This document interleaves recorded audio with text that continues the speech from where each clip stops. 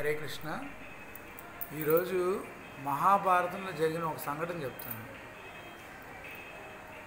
ధర్మరాజు యుద్ధంలో గెలుస్తాడు, కౌరవులు ఓడిపోతారు. అంతా ధర్మరాజుకి పట్టాభిషేకం అంతా జరిగిపోయింది. అర్జునుడు ఒక తీర్థయాత్రకి వెళ్దాం అనుకుంటాడు. భారతదేశంలో ఉన్న మెయిన్ అన్నీ చూద్దాం అనుకుంటాడు.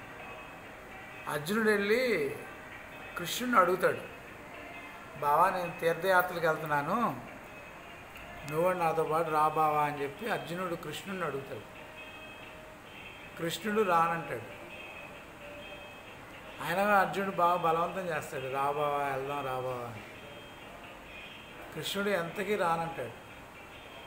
అర్జునుడు బలవంతం చేస్తున్నాడని చెప్పి కృష్ణుడు ఒక దోసకాయ ఇస్తాడు.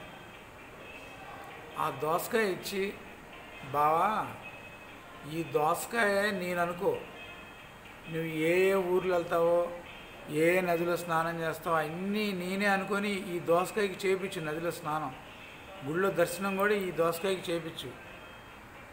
నువ్వు ఏమేమి నాకు చూపించాలనుకుంటున్నావు అన్నీ దోసకాయకి చూపించు, నేనే అనుకో అని చెప్పి ఆ దోసకాయ ఇస్తాడు కృష్ణుడు అర్జునుడికి. అర్జునుడు తీర్థయాత్రకి వెళ్ళిపోతాడు.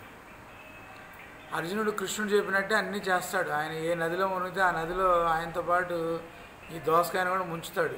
ఏ గుడికి వెళ్తే ఆ గుడికి ఆ దోసకాయను కూడా తీసుకెళ్తాడు. 6 నెలల తర్వాత తీర్థయాత్రలు అన్నీ చేసుకొని అర్జునుడు కృష్ణుడి దగ్గరికి వస్తాడు.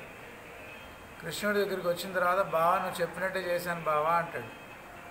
సరే 6 నెలలు మొత్తం అన్నీ తీసుకెళ్ళావు కదా, అన్నీ చేసావు కదా, ఆ దోసకాయ కోసి చూడు అని చెప్తాడు. అది కోసి చూడంగానే బాగా చేదుగా ఉంటుంది.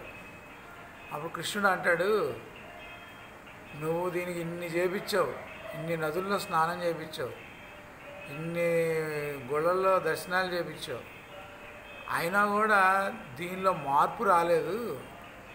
అందుకనే తీర్థయాత్రలు అనేది నాకు పట్టదు బావా, టైం వేస్ట్ అని చెప్పి నేను తీర్థయాత్రలకు వెళ్ళాలని కృష్ణుడు అంటాడు.